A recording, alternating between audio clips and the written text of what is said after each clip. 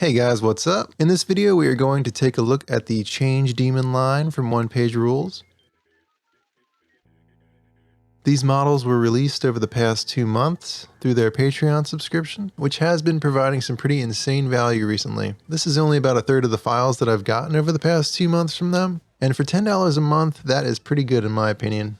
I'll put the link to their Patreon down below if you want to check them out. Personally, I've been a patron of theirs for over a year now.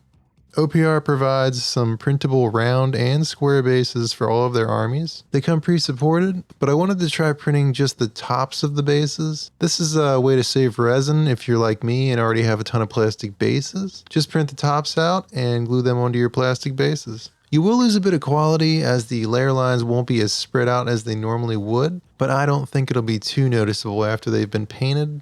This is my first time trying this, so I guess we'll see. Since they were printed directly on the plate, the bases had elephant feet around the edges. I sanded mine off, but I don't really think you would have to do that. In this situation, I think they kind of blend in. First up, I want to talk about the Change Horrors, the Lesser Change Horrors, and the Changelings. These guys split up into these smaller models when you kill them, and they provided a few models to show that transition. These are probably some of my favorite sculpts in this line. I think they're really cool. You can see here the lesser demons are coming out of the larger demon's mouth, and there's like saliva dripping off of them. The supports were really thick on these guys. I printed this entire line out in Anycubic's tough/flexible resin. And it is a little bit more tough and more flexible than some of the other stuff I've used. I really like this particular resin a lot. Stuff like this would have been incredibly fragile with some of the other resins that I've used, and I don't even think I could have printed stuff like this out. So it would have definitely been breaking off some of their feet or arms while I was removing them from the supports. But I had no issues whatsoever removing any of this stuff from the supports, and they did a great job on the supports, by the way. With the horrors in particular, there were quite a few micro supports that I had to manually remove after I cured them, but most of the other models came off pretty clean, and I think having to clean those off is a small price to pay for getting a fantastic print. I tried to remove as many of the micro supports as I could, but you will see a few here and there that I missed. Next up here we have the Change Warriors. This is actually the champion, I believe, but I also have the musician, which has this like organ thing on his back and like dual keyboards. I don't know. I wasn't really a huge fan of this guy at first, but he's kind of growing on me. And then I also printed out a battle standard, which is another thing that I would have had a lot of trouble printing with other resins. Like I would have been really afraid that that staff was going to break. But it's pretty durable with this resin. I like this resin a lot, and it's probably going to be my main go-to resin from now on. A lot of great detail on these guys. I really like the sculpts. There's 4 different versions of them, 4 different weapons. I decided to print out the chakras and the, I think they're called the great weapons, which are these big swords. I really like the poses on these guys. They're very dramatic. I might print out the other 2 versions at some point, but for now I thought 2 squads of these guys was more than enough. Next up we have the Furries. Some pretty dramatic poses on these guys as well. Most of them are posed on these crystal structures. Since they pretty much have their bases built in, I decided not to use the other bases for these guys. I also wanted to show you this. A friend of mine recently gave me this, I guess they're called like a helping hand. I'm not sure exactly, but these things are great for gluing resin pieces together. If you don't like using accelerant, which I do not, because it is pretty toxic.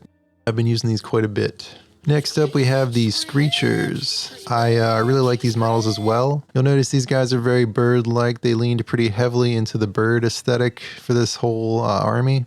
A really nice combination of scales and feathers. And on the bottom it almost looks like they have like gills or something. To mount these guys, I cut up some of those like pizza box support thingies that kind of keep the pizza from getting like smashed. Like they put these things in like the center of the pizzas, and these Screechers fit perfectly on top of these. So I just cut them up and glued them to the bases. And then I shortened some of them up a little bit to give them some varying heights. I'm pretty sure OPR is going to at some point put out some scattered terrain for this army, and it'll probably include a bunch of crystals. So I'm kind of waiting for that. And then I'm just going to do some like mounds of crystals underneath these guys. Next up, we got the Flame Demons and the Exalted Flame Demon. These guys really remind me of the Skeksis from Dark Crystal. These have some really nice detailing on them. Pretty weird looking, like demons should be in my opinion. I'm not really sure how I feel about the larger cannons on the Exalted figure. I kind of wish they would give you another option for that. They are kind of goofy looking, but the rest of the model has some great detail. There's actually a two-headed version of this guy that's riding the Chariot, but after looking at the file, I was pretty confident that the supports were going to fail on that one, so I decided to hold off on that one. I really do like the design of this guy's body. I'm just not a fan of the arm cannons. Maybe instead he could be opening up like a portal or something that's shooting fire out. I don't know, that's just my opinion. The Champion of Change comes in 3 different versions, and he also has a little disc that he sockets into. I tested the pizza box thingies to see if they would fit on those, and they would not. Maybe I'll sculpt like a wave or something for him to mount on, but yeah, I haven't mounted these guys yet. And here's the Harbinger of Change. He's like about 2.5 times as tall as the Champion. He's got these angelic wings, pretty cool pose. I mounted him on one of the oval bases. One of my issues with the bases is that the little rock that he's standing on, there isn't really a good spot to put that on the base. The same goes for the Avatar too, which you'll see later on. Here's the Champion on the Screecher Chariot. The original Champion I thought looked a little too small for this, so I scaled one up. I believe it was 120%, and yeah, I don't think he looks as weird now. I think I probably could have went up to 130, maybe even 140%, but I think at 120 he doesn't look too out of place on this thing. Here's what the Chariot looked like on the plate. It comes in 2 pieces, and it's really easy to glue together. They did some really nice detailing work on this disc. And here is the Avatar of Change beside the other 2 leaders. Here you can see I had the same issue with this base. There's not really a good spot to put that like cluster of rocks that he's like standing on, but I think that's just me being picky. And of this entire line, I only had 1 failure, and it's this little jewel that's on the side of his cheek here. It broke off. I'm not sure if that didn't print or if I broke it off while I was removing him, because I didn't realize that it happened until after I had removed him. So, I mean, it could have been my fault, but everything else came out great. I really love the way this guy looks. He comes with quite a few weapon options. The pieces print out, it's like the body and the head, and then the wings are separate, and the weapons are separate too. And everything sockets together like really easily. So I decided to go with the spear and hammer combo, but I have a staff printed out as well. So if I ever print a second one out, I'm going to give him the staff. I do kind of wish they would have varied the poses a little bit more, because these 3 kind of look the same, but I still really like the models. For $10, you can't really complain that much. And most likely I'll only be running like 1 or 2 of these at a time in any given list. I also printed out a few of the terrain pieces and the objective markers. They have 6 objective markers. I've printed out 3 so far, and 4 of the smaller terrain pieces. Usually they'll do small terrain, medium terrain, and then like 1 large terrain piece. And then they usually do scattered terrain too, which I'm waiting for. But yeah, this gives you an idea of what they look like. A lot of very intricate detail on these. A lot of crystals and books. That kind of stuff, orbs. They're all about the crystals, books, and orbs, these guys, and the organs. So I'm thinking there's probably going to be a crystal terrain tutorial coming in the future. One issue I have with their terrain pieces is that they don't leave the bottoms open. It makes it a little bit more tricky to cure properly. Like, I would definitely prefer to just have the bottom open instead of just having a few small holes, but it's not a huge deal.